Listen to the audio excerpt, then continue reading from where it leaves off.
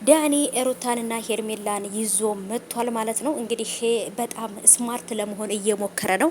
ስማርት ለመሆን ደግሞ ግዴታ አለ አይደለ? ይሄ ደረት መንፋት ምናምን የማይሆን ነገር ማውራት ይጠበቅብሃል ብዬ አላስብም ማለት ነው።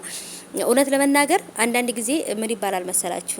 ምን እኛ ሴቶች ሩታም ተናግረዋለች። እኛ ሴቶች ከምንሰማው ይልቅ የምናየው ነው የምናምነው ብላለች። እና እውነቷን እንዲሁ አፌ ቁርጥ ይበልሽ የኔ ውድና እንኳንም ተናገርሽ። ለማንኛውም ሰላም ሰላም፣ እንዴት ናችሁ? ደህና ናችሁ? ከኔ ጋር ሁሉ ሰላም ነው። ሰላማችሁ ይብዛልኝ።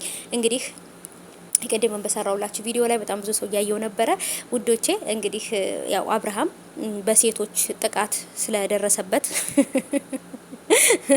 መብቴ ይከበርልኝ እያለ ነው እንግዲህ። እና ለማንኛውም አብርሃም መታሰሩ ምንም አይነት እኔ ጉዳት እንዳለው አይሰማኝም። ምክንያቱም የሚገባውን ነው ያገኘው ብዬ አስባለሁ። በሴቶች ህይወት በፍጹም ማንም ሰው ሊጫወት አይገባም። የሴቶች መብት ተቃዋሚ ማን ነው?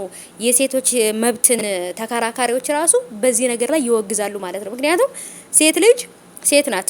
በሴትነቷ ልትወደድ እናት ናት፣ እህት ናት፣ ሀገር ናት፣ ሴት ናት። በቃ ሚስት መሆን የምችል ሁሉ ነገር ናት። ስለዚህ የሴቶች ልጆች ህይወት እያበላሸ እንደ ሳሙና ሙልጭ ሙልጭ እያለ ከዛችም ይላል ማለት ነው። እንደዚህ አይነት ነገር አያልቅም።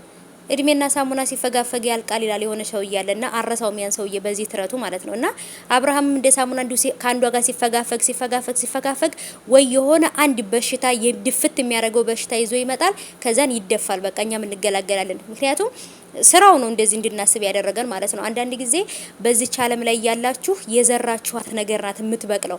መጥፎ ነገር ዘርታችሁም ደግሞ ካላችሁ ያ መጥፎ ነገር በቅሎ እናንተን ሊያጠፋችሁ ይችላል። ጥሩ ነገርም ከዘራችሁ ደግሞ ያ ጥሩ ነገር በስቶ እናንተን በምትፈልጉ ሰዓት ልታገኙ ትችላላችሁ ማለት ነው። እና መጥፎ ነገር ከመስራት ጥሩ ነገር መስራትን የመሰለ ነገር የለም። ስለዚህ ሄርሜላና ሩታም እንግዲህ ታርቀናል ብለውታል። ዳኒ እኔ ከጎናችሁ አለሁኝ አታስቡ አላለም። አስመሳይ የአብርሃምንና የሩታን ህይወት ሲኦል ያደረከው አንተ አይደለህ እንዴ? ከዛም እየሮጥክ እየተልከሰከስክ ማለት ነው። ውሸታም